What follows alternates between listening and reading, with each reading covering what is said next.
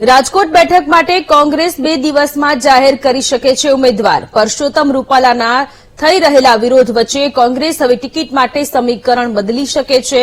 અત્યારે રાજકોટ બેઠક માટે હિતેશ વોરા, ડોક્ટર હેમાંગ વસાવડા અથવા તો પરેશ ધાનાણીનું નામ ચર્ચામાં છે. જો ભાજપ પરસોત્તમ રૂપાલાની ટિકિટ નહીં કાપે તો કોંગ્રેસ પરેશ ધાનાણીને ટિકિટ આપે તેવી પ્રબળ શક્યતા છે.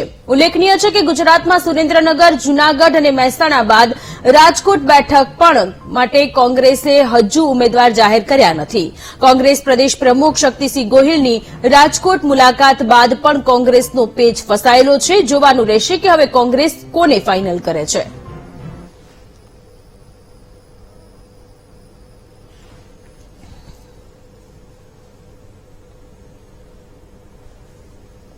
પાર્ટી છેલ્લા ઘણા ટાઈમથી જે સૌરાષ્ટ્રની અને ગુજરાતની 5 કે 6 સીટ બાકી છે એનું મનોમંથન કરે છે.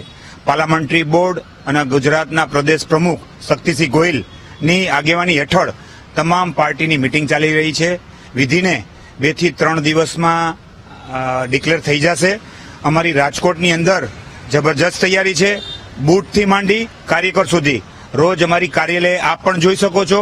વ્યવસ્થિત પ્લાનિંગ બધું કરી જ છીએ. આવનારા દિવસોની અંદર વિધિને આજ અથવા કાલે ડિક્લેર થશે અને ભાજપની સામે જબરજસ્ત લીડ આપશું એવી અમારી પક્ષની માંગણી છે.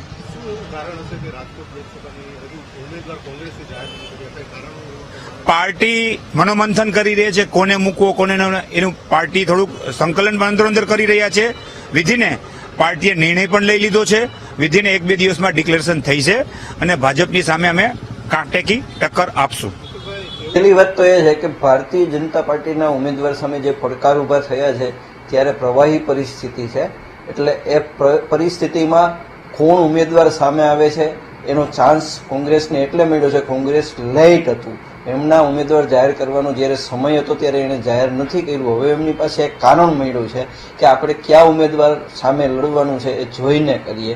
એને કારણે એક વેટ છે. એટલે પહેલી બાબત એ છે. બીજી બાબત, સૌથી મોટી બાબત એ છે કે એકવાર પરેશ ધાનાણી રાજકોટમાં ચૂંટણી લડવા માંગતા હતા અને અમરેલીના ઉમેદવાર સામે અમરેલીના ઉમેદવાર અને કેન્દ્રીય મંત્રીને એક વખત હરાવી ચૂકેલા ધારાસભાની ચૂંટણીમાં એ ઉમેદવારને લાવવા માટે કોંગ્રેસના ખૂબ જ પ્રયાસો હતા. પણ પરેશ ધાનાણીએ જાહેરમાં એક વખત ના પાડી એથી પરિસ્થિતિ થોડી સોગમણવાળી થઈ હતી. પાર્ટીને જે તે સમયે એવું લાગતું હતું કે પાર્ટી આદેશ કરશે તો પરેશ ધાનાણી આપણા બહુ અગ્ર હરોળના નેતા છે ને પાર્ટી માટે એ કોઈ પણ પરિણામ આવે પાર્ટી તૈયાર છે તો એ પરિણામ સાથે લડત આપવા અને પાર્ટીને ગેમમાં રાજકોટ છે એ એવું સેન્ટર છે, એપી સેન્ટર છે. તમને હવે તો દર્શકોને પણ ખ્યાલ આવી ગયો છે કે રાજકોટ છે એ પોલિટિક્સનું ગુજરાતનું એપી સેન્ટર છે. તો એ એપી સેન્ટરમાં વોર બને તો એના સાથે સાથે કોંગ્રેસ આખા સૌરાષ્ટ્રમાં એક મેસેજ દે કે મજબૂત લડતનો. મને લાગે છે કે આ વસ્તુ કારણે એક લેટ થઈ.